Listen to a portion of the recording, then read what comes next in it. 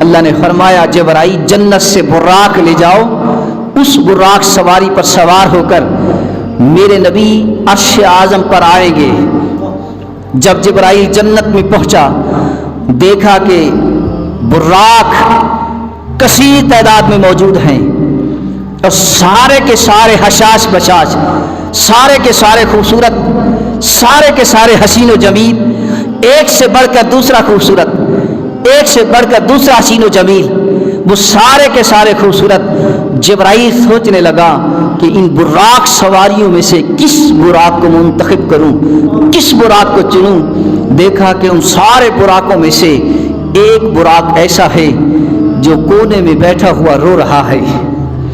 جبرائیل سارے براقوں کو دیکھتے دیکھتے جب اس براق کے قریب پہنچتے ہیں تو اس براق سے پوچھتے ہیں، براق تو روتا کیوں ہے؟ آج تو خوشی کا دن ہے، اللہ کے نبی کو معراج ہو رہا ہے، وہ لامکانہ تک خدا کی بارگاہ میں جائیں گے۔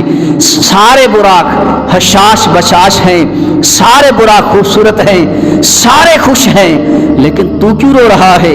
براق کہنے لگا، اے جبرائیل جب سے سنا ہے کہ اللہ کے نبی کو معراج ہوگا اور اس معراج کے لیے اللہ کے نبی کو ایک براق کی ایک سواری کی ضرورت ہے، اس وقت سے رو رہا ہوں۔ جبرائیل نے کہا، اے براق اس میں رونے والی کون سی بات ہے؟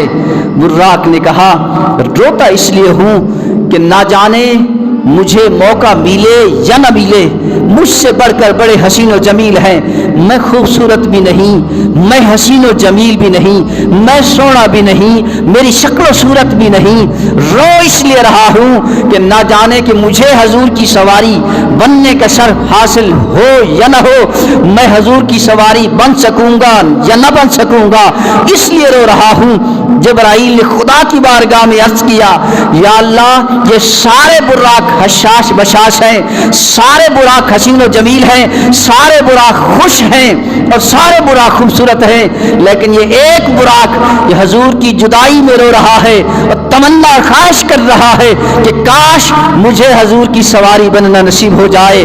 حضور کی سواری بننے کے لیے جب سے اس نے سنا اس وقت سے رو رہا ہے۔ اللہ کریم نے فرمایا کہ اے جبرائیل جو براق جس وقت سے حضور کی معراج کا سنا اس وقت سے رو رہا ہے تو اسی براق کو حضور کی سواری بننے کے لیے منتخب کر لو۔ اللہ اکبر، جبرائیل نے اس سواری کو منتخب کیا۔